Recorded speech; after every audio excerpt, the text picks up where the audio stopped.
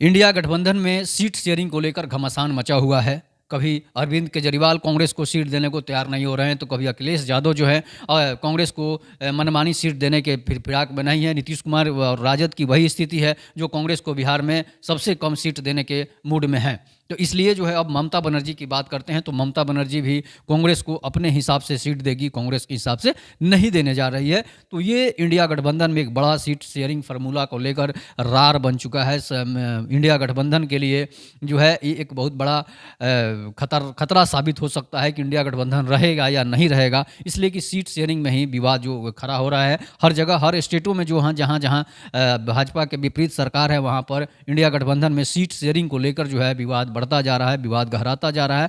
इस पर जो है नहीं लगता है कि आने वाले समय में 2024 के चुनाव में इंडिया गठबंधन जो है सीट शेयरिंग को लेकर बात बनेगी, और सीट शेयरिंग को लेकर जो है उनमें बात बनेगी या नहीं बनेगी, इस पर जो है क्या निर्णय लोग लेते हैं, कांग्रेस क्या निर्णय लेती है। कांग्रेस एक बड़ी पार्टी है, क्षेत्रीय दलों को मिलाकर चाहती है कि हम सरकार बनाएं, लेकिन क्षेत्रीय दल हैं जो अपने मनमानी के हिसाब से लोकसभा की सीटों पर राजी नहीं हो रहे हैं, कांग्रेस के बात को फार्मूले को सटीक नहीं अपना रहे हैं। तो इसलिए लगता है कि 2024 के चुनाव में इंडिया गठबंधन में रार बनी रहेगी, इंडिया गठबंधन में सीटों को लेकर वहाँ पर बनी रहेगी, और सभी सीट जो है कांग्रेस के अनुसार से नहीं मिल पाएंगे। इसलिए कांग्रेस हर राज्यों में चाहती है कि उन्हें ज़्यादा सीट मिले, लेकिन जो क्षेत्रीय दल हैं जिनकी संख्या ज़्यादा है अपने अपने स्टेटों में, तो वो चाहते हैं कि मैं यहाँ सीट ज़्यादा लूँ। जैसे बिहार में मान लीजिए, तो बिहार में जदयू जो है, जदयू की 16 सीटिंग सांसद है, तो जदयू चाहेगी कि 16 सीटिंग सांसद जो है मेरे मिल जाए, मेरे सीट मिल जाए, तभी मैं चुनाव लड़ूंगा। राजद चाहेगी कि राजद के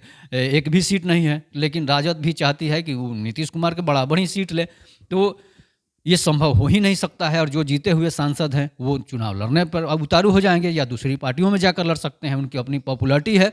इसलिए जो है वहाँ पर ये घातक साबित हो सकता है, वहाँ पर इंडिया गठबंधन के लिए जो है घातक साबित हो सकता है, वो धोखा भी हो सकता है चुनाव में। अब बिहार में ये स्थिति है, ममता बनर्जी वहाँ पर, ममता बनर्जी की ज़्यादा सीट है, तो समझिए कि ममता बनर्जी की ज़्यादा सीट है, तो वो कांग्रेस को कैसे अपना सीट दे सकती है, और जो जीते हुए सांसद हैं वो सीट छोड़ेंगे नहीं। वही हाल अरविंद केजरीवाल का है, अखिलेश यादव का भी वही हाल है, जहाँ पर कांग्रेस की सीट कम है, अखिलेश यादव की सीट ज़्यादा है। तो फिर अखिलेश यादव कैसे चाहेंगे कि मैं कांग्रेस को सीट बराबर बराबर दे दूँ, या फिर कांग्रेस को ज़्यादा या कम दे दूँ। तो ये समस्या होती रहती है। इसके बाद तमिलनाडु में आते हैं, तमिलनाडु में भी क्षेत्रीय दलों की संख्या सीटों की ज़्यादा है, तो फिर कांग्रेस को कैसे देगी। तो इस तरह से जो है वहाँ पर स्थिति बनी हुई है। अब आगे देखिए क्या होता है सीटों की शेयरिंग को लेकर। कांग्रेस मानती है इंडिया गठबंधन बनता है या टूटता है, बिखरता है।